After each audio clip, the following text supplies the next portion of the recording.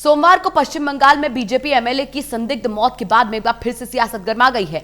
BJP अध्यक्ष ने जहां इस मामले में ममता सरकार पर जंगलराज का आरोप लगा दिया है, वहीं मामले की सीबीआई जांच की भी मांग कर डाली है। बीजेपी का आरोप है कि यह हत्या है।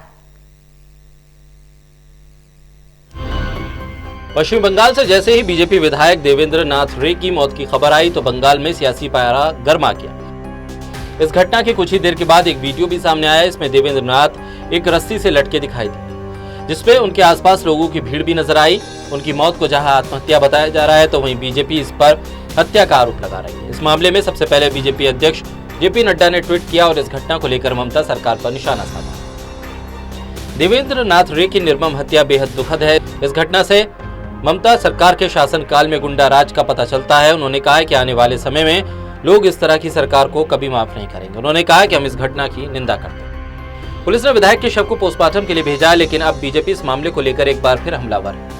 उसने इस मामले में सीबीआई जांच की मांग की है। बीजेपी के बंगाल प्रभारी कैलाश विजयवर्गीय ने कहा कि ममता बनर्जी के राज में भारतीय जनता पार्टी के कार्यकर्ताओं की निर्मम हत्या का सिलसिला रुक नहीं रहा। देवेंद्र नाथ रे टीएमसी छोड़ भारतीय जनता पार्टी में शामिल हुए थे। इसी को लेकर कैलाश विजयवर्गीय ने कहा कि क्या यही उनका अपराध था कि उन्होंने टीएमसी छोड़ी और भारतीय जनता पार्टी ज्वाइन की। इसके चलते उनकी हत्या कर दी गई। उन्होंने मांग की है कि इस पूरे मामले की सीबीआई जांच होनी चाहिए। प्रयास कर रही है कि इस कृत्य को आत्महत्या में बदला जाए, जबकि रात को 1:30 बजे देवेंद्र नाथ राय जी को घर से उठाया और उठाकर फांसी पर लटका दिया।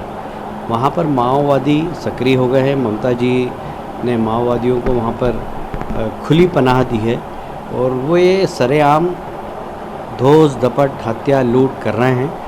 और सिर्फ ही जब चुनाव आता है, जब ममता जी यही करती है, माओवादियों को संरक्षण देती है। कि ममता जी के संरक्षण में एक विधायक की हत्या हुई है। मैं समझता हूं कि उन्हें मुख्यमंत्री पद पर बने रहने का कोई अधिकार नहीं है। हम अभी एक प्रतिनिधिमंडल के रूप में गृह मंत्री से ही मिलेंगे और सीबीआई जांच की मांग करेंगे। बहरहाल अब देखना यह होगा कि पोस्टमार्टम रिपोर्ट पे क्या कुछ निकलकर सामने आता है। अगर इस मामले में हत्या की बात सामने आती है तो क्या इसके बाद भारतीय जनता पार्टी सीबीआई जांच की मांग को लेकर किसी तरह का आंदोलन करती है या नहीं। कैमरा पर्सन शूरवीर के साथ ललित नारायण कांडपाल, टोटल न्यूज, दिल्ली।